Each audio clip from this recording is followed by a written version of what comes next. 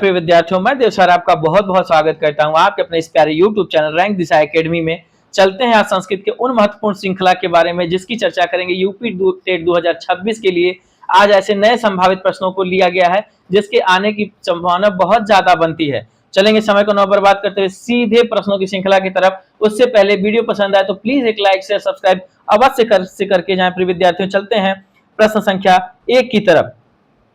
व्याकरण शब्द में कौन सा प्रत्यय प्रयुक्त है? जल्दी से बताएं प्रिय विद्यार्थियों, इस प्रश्न का सही उत्तर क्या हो जाएगा? कत प्रत्यय, ल्युट प्रत्यय, अनियर प्रत्यय, तुमुन प्रत्यय। तुमुन प्रत्यय बिल्कुल नहीं होगा, अनियर प्रत्यय नहीं होगा, कत्वा कत प्रत्यय बिल्कुल नहीं होगा। इस प्रश्न का सही उत्तर क्या हो जाएगा? ऑप्शन नंबर बी हो जाएगा, ल्युट प्रत्यय। प्रिय विद्यार्थियों, चलेंगे हम प्रश्न संख्या 2 की तरफ। नौ वर्ण का अभ्यांतर प्रयत्न क्या है? प्रिय विद्यार्थियों, इस प्रश्न का सही उत्तर बताएं। नौ वर्ण का अभ्यांतर प्रयत्न क्या है? विवृत, स्पृष्ट, ईसत स्पृष्ट और संवृत। जल्दी से बताएं, इस प्रश्न का सही उत्तर क्या हो जाएगा? ऑप्शन नंबर बी हो जाएगा। प्रिय विद्यार्थियों, प्रयत्न कितने प्रकार के होते हैं? प्रिय विद्यार्थियों, तो 2 प्रकार के होते हैं। प्रयत्न कितने प्रकार के होते हैं प्रिय विद्यार्थियों? जल्दी से बताएं कमेंट बॉक्स में। 2 प्रकार के होते हैं, एक अभ्यांतर प्रयत्न होता है प्रिय विद्यार्थियों और एक बाह्य प्रयत्न होता है। अभ्यांतर प्रयत्नों की संख्या कितनी होती है प्रिय विद्यार्थियों? 5 होती है। ठीक, एक विवृत हो गया, एक स्पृष्ट हो गया, एक ईसत स्पृष्ट हो गया, एक संवृत हो गया, एक ईसत विवृत होता है। प्रिय विद्यार्थियों, ईसत विवृत होता है। यही 5 प्रकार के अभ्यांतर प्रयत्न होते हैं और बाह्य प्रयत्नों की संख्या प्रिय विद्यार्थियों 11 होती है। लेकिन आपसे अधिकतर कितना पूछता है? इन्हीं 5 में से उठा के पूछ लेगा और स्वर वर्ण दे देगा आपसे। अब पूछेगा कि क्या है अभ्यांतर प्रयत्न में, ये कौन से प्रयत्न में आएंगे, या फिर वर्ण दे देगा आपको, पूछेगा कि इसमें कौन से प्रयत्न आते हैं। अब हम चलेंगे प्रश्न संख्या 3 की तरफ। प्रिय विद्यार्थियों, पंचगंगम में कौन सा समास है? जल्दी से बताएं प्रिय विद्यार्थियों, पंचगंगम में कौन सा समास है? अव्ययी भाव समास होता है। अब हम चलेंगे प्रिय विद्यार्थियों प्रश्न संख्या 4 की तरफ।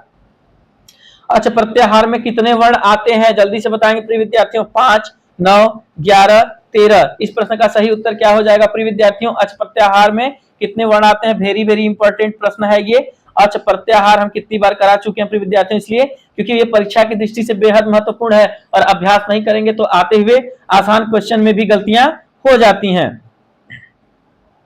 तो देखिए, अच्छा, प्रत्याहार में कितने वर्ण आते हैं प्रिय विद्यार्थियों? 9 वर्ण आते हैं और संस्कृत में 9 स्वर आते हैं। संस्कृत में स्वरों की संख्या कितनी है प्रिय विद्यार्थियों? तो संस्कृत में स्वरों की संख्या कितनी है? तो 9 है। और मूल रूप से कितने स्वर होते हैं? तो 5 होते हैं प्रिय विद्यार्थियों। हिंदी में मूल रूप से स्वर कितने होंगे? 11 हो जाएंगे प्रिय विद्यार्थियों, और हिंदी में कुल स्वरों की संख्या 13 हो जाती है। इसलिए प्रयास किया करें प्रिय विद्यार्थियों, कमेंट सेक्शन में कमेंट करते चलें, जिससे कि एक्टिव लर्नर आप बन सकेंगे और पूरा परीक्षा में 100% अटेंशन के साथ आप बैठेंगे। ठीक, चारों विकल्प का चारों उत्तर आपको पता चल गया प्रिय विद्यार्थियों। अब हम चलेंगे प्रश्न संख्या 5 की तरफ।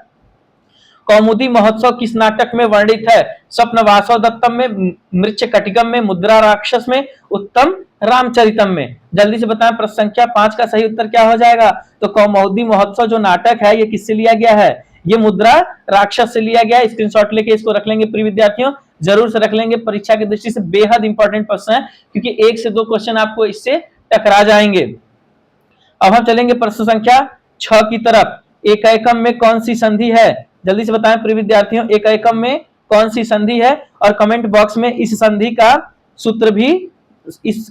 का सूत्र भी बताएंगे। हम आपको बताया प्रिय विद्यार्थियों कि एकदम न समझ में आए तो ऊपर अगर 2 खड़ी पाई है, चाहे 2 मात्रा है प्रिय विद्यार्थियों, तो क्या करेंगे हम? वृद्धि संधि के साथ हम वहां चले जाएंगे।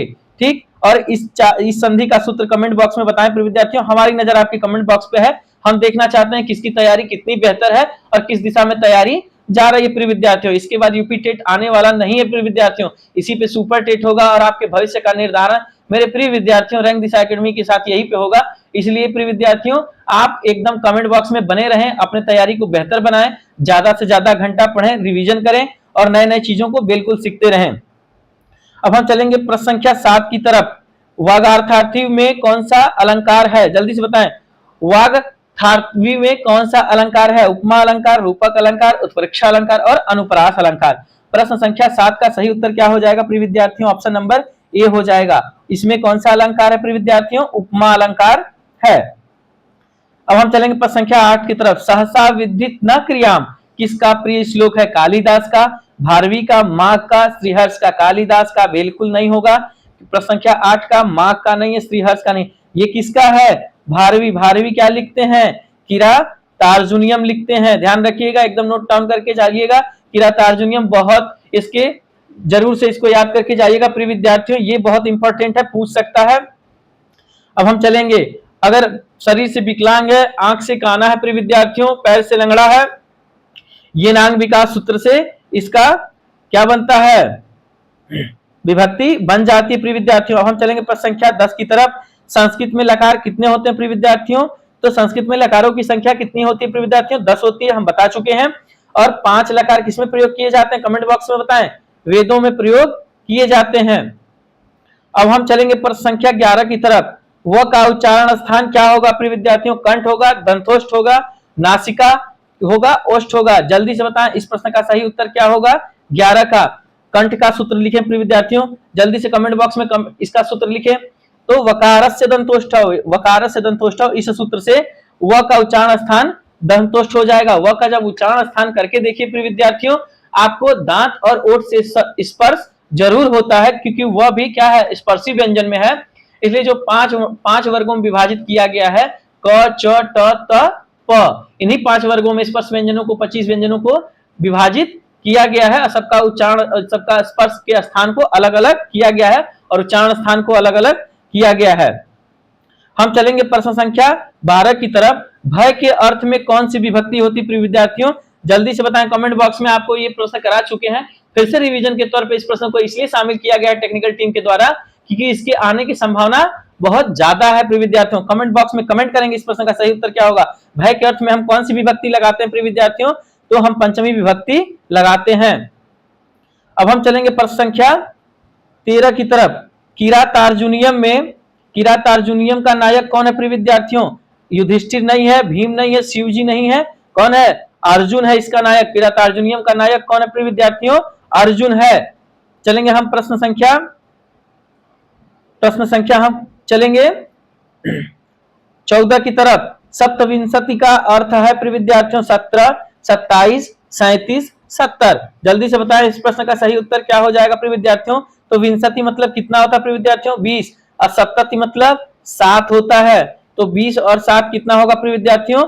27 हो जाएगा। परीक्षा हाल में बैठे हैं तो आपसे एक क्वेश्चन टकराएगा अंकों से कि इसको संस्कृत में कौन सा कहते हैं, या संस्कृत दे देगा, आपसे अंक पूछ लेगा, तो आप उसको तोड़ के रखेंगे विद्यार्थियों, और तोड़ के दोनों को जोड़ देंगे तो आपका सही उत्तर आ जाएगा।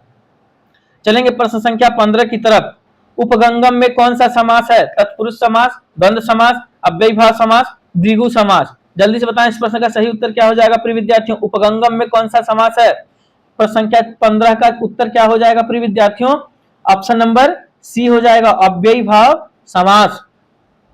अब हम चलेंगे प्रश्न संख्या 16 की तरफ। सत्री प्रत्यय किस काल का बोध कराता है? वेरी वेरी इंपॉर्टेंट विद्यार्थियों, एकदम प्रश्न में, एकदम प्रश्नों की सीरीज में आखिरी तक बने रहे। आपको ऐसे ही बेहद इंपॉर्टेंट परीक्षा की दृष्टि से प्रश्नों को सम्मानित किया गया है जो आपके सम्मुख आएंगे। जल्दी से बताएं, प्रश्न संख्या 16 का सही उत्तर क्या हो जाएगा? वर्तमान काल की बात करता है प्रिय विद्यार्थियों। इस प्रश्न का सही उत्तर क्या हो जाएगा? वर्तमान काल। अब हम चलेंगे प्रश्न संख्या 17 की तरफ प्रिय विद्यार्थियों। मेघदूतम में किस छंद का प्रयोग हुआ है? अनुष्ठुप, मद्राकांता, वंथस्थ, शिखारणी या शिखरिणी। बताएं प्रिय विद्यार्थियों, प्रश्न संख्या 17 का सही उत्तर क्या हो जाएगा? तो मेघदूतम में मद्राकांता छंद का उपयोग किया गया है। एकदम नोट डाउन कर लेंगे, स्क्रीनशॉट लेके रख लेंगे विद्यार्थियों, जिससे कि आपको क्वेश्चन करने में आसानी होगी। अब हम चलेंगे प्रश्न संख्या 18 की तरफ। पितृ शब्द का द्वितीय बहुवचन रूप कौन सा होगा प्रिय विद्यार्थियों? कमेंट बॉक्स में करें। हमारी टेक्निकल टीम की नजर आपके कमेंट बॉक्स में है। हमें देखना है कि आपकी तैयारी कितनी बेहतर हो जा रही है, कितना उसमें सुधार करने की आवश्यकता है। आप नोट डाउन करते चलें प्रश्नों को प्रिय विद्यार्थियों, और क्लास को अंत तक देख के जाएं, क्योंकि ऐसा है कि अगर 15 क्वेश्चन देख के चले गए, 15 के 5 वाला जो क्वेश्चन है नहीं देखे, और ऐसे ही क्वेश्चन अगर एग्जाम हाल में टकरा गए तो कहीं ना कहीं से हमें हानि होती है प्रिय विद्यार्थियों। इसलिए क्लास में बने रहें प्रिय विद्यार्थियों, पूरी वीडियो को देख के जाएं। अगर आपको लगता है प्रिय विद्यार्थियों की नहीं, क्लास में देखने में लेट होगा, तो उसको क्या करेंगे, स्पीड को बढ़ा के देख लेंगे प्रिय विद्यार्थियों, लेकिन क्लास को पूरा देख के जाया करें। कभी कभी बच्चे क्लास को अधूरा छोड़ के चले जाते हैं और वहीं मिस्टेक हो जाता है। तो 18 नंबर का उत्तर क्या हो जाएगा प्रिय विद्यार्थियों? पितृन। इस प्रश्न का सही उत्तर क्या हो जाएगा? पितृन। अगर वीडियो पसंद आए तो प्लीज एक सब्सक्राइब लाइक करके जरूर से जाएं प्रिय विद्यार्थियों। हम चलेंगे प्रश्न संख्या 19 की तरफ। सर्वस्मिन आत्मा अस्ति में आधार है। औपश्लेषिक, वैषयिक, अभिव्यापक, एकदम वेरी वेरी इंपॉर्टेंट लगाइए, क्योंकि लगभग हर 1-2 साल पे एक प्रश्न औपश्लेषिक, वैषयिक और अभिव्यापक से जरूर पूछ लेता है। इसलिए प्रिय विद्यार्थियों इस बार आने की संभावना इसकी सबसे ज्यादा बन रही है। प्रश्न संख्या 19 का सही उत्तर क्या हो जाएगा? अभिव्यापक हो जाएगा। अब हम चलेंगे प्रश्न संख्या 20 की तरफ। क से म वर्ण तक वर्णों में को कहते हैं, क्या कहते हैं प्रिय विद्यार्थियों? क से म तक के वर्णों क्या कहते हैं? हम अभी बताए ना कि स्पर्श व्यंजन कहते हैं। इसको 5 वर्गों में बांटा गया है। अब पांचों वर्गों का उच्चारण स्थान अलग अलग होता है। क वर्ग, च वर्ग, ट वर्ग, त वर्ग, प वर्ग, यही पांचों वर्णों को पांचों वर्गों में बांटा गया है। संपूर्ण क से म तक के स्पर्श व्यंजनों को ये किसमें आता है? जल्दी से बताएं, अभ्यंतर प्रयत्न में आता है या बाह्य प्रयत्न में आता है? जल्दी से कमेंट बॉक्स में कमेंट करें प्रिय विद्यार्थियों कि स्पर्श व्यंजन को किस प्रयत्न में रखा गया है और उस प्रयत्न में किस नाम से इसको जाना जाता है। तो इसको किसमें? अभ्यंतर प्रयत्न में रखा गया है। अभ्यंतर प्रयत्नों की संख्या कितनी होती है प्रिय विद्यार्थियों? तो 5 होती है। और अभ्यंतर प्रयत्न में इसको किसमें रखा गया है? तो इसको स्पृष्ट व्यंजन की श्रेणी में रखा गया है। स्पृष्ट प्रयत्न जो होते हैं उसमें इसको रखा गया प्रिय विद्यार्थियों। अब हम चलेंगे, शुद्ध वाक्य का चयन करेंगे प्रिय विद्यार्थियों। एक क्वेश्चन आपसे तय है, आना है प्रिय विद्यार्थियों, तो इसको अच्छे से ध्यान रख के नोट डाउन करके जाएंगे। एकदम सेशन में बने रहेंगे आखिरी तक, जिससे सारे प्रश्नों से आप रूबरू हो पाए। स पुस्तकम पठति, तव पुस्तकम पठति, ते पुस्तकम पठति, अहम पुस्तकम पठति। तो इस प्रश्न का सही उत्तर क्या हो जाएगा प्रिय विद्यार्थियों? प्रश्न संख्या 21 का सह पुस्तकम पठति, ये शुद्ध वाक्य हो जाएगा। ये गलत है, ये गलत है, ये गलत है प्रिय विद्यार्थियों। अब हम चलेंगे प्रश्न संख्या 22 की तरफ। चंद्रशेखर में कौन सा समास है? कर्मधारय समास, बहुब्रीहि समास, तत्पुरुष समास, द्वंद्व समास। देखिए तत्पुरुष नहीं होगा, द्वंद्व नहीं होगा। अब इन दोनों ऑप्शन में से जल्दी से बताएं कमेंट बॉक्स में प्रिय विद्यार्थियों की इस प्रश्न का सही उत्तर क्या हो जाएगा। तो कर्मधारय समास विशेषता नहीं बता रहा है, ये बोल रहा है इसके अन्य पद प्रधान है कि जिसके माथे पर कौन? चंद्र विराजमान है, अर्थात भगवान शिव की बात कर रहा है। तो बहुब्रीहि समास हो जाएगा। अब हम चलेंगे प्रश्न संख्या 23 की तरफ। नमः के योग में कौन सी विभक्ति होती है?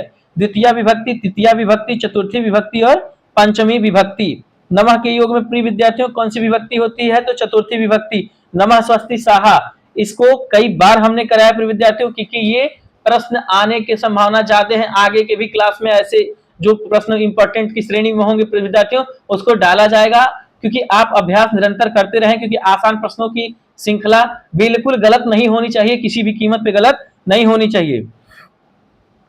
चलेंगे प्रश्न संख्या 24 की तरफ प्रिय विद्यार्थियों। नैकः में कौन सी संधि है? जल्दी से बताएं प्रिय विद्यार्थियों, नैकः में कौन सी संधि है? 2 मात्रा दिख रहा है प्रिय विद्यार्थियों। हमने आपको बताया है कि जहां 2 मात्रा दिखे वहां बिना देखे वृद्धि संधि मार के हमको चले जाना है। 90% चांसेस रहते हैं कि संधि सही हो जाएगी। स्वप्नवासो दत्तम में कितने अंक है प्रिय विद्यार्थियों? इसको इंपॉर्टेंट लगा के नोट डाउन कर लीजिएगा प्रिय विद्यार्थियों। ये प्रश्न आने की संभावना इस बार बन रही है प्रिय विद्यार्थियों, क्योंकि इस ऐसे क्वेश्चन को इस बार समाहित किया जाएगा, क्योंकि हर 2 साल पे एक क्वेश्चन ऐसे डाल दिए जाते हैं अंकों से, नाटकों से, ठीक है, उसके स्वर्गों से। तो ऐसे प्रश्न डाल दिए जाते हैं। तो प्रश्न संख्या 25 का ऑप्शन नंबर क्या सही हो जाएगा? बी सही हो जाएगा। ध्यान रखें प्रिय विद्यार्थियों, ऐसे क्वेश्चन की श्रृंखला प्रत्येक दिन रात को 8 बजे आपको मिलती रहेगी। वीडियो पसंद आए तो प्लीज एक लाइक सब्सक्राइब करके अवश्य से जाएं प्रिय विद्यार्थियों।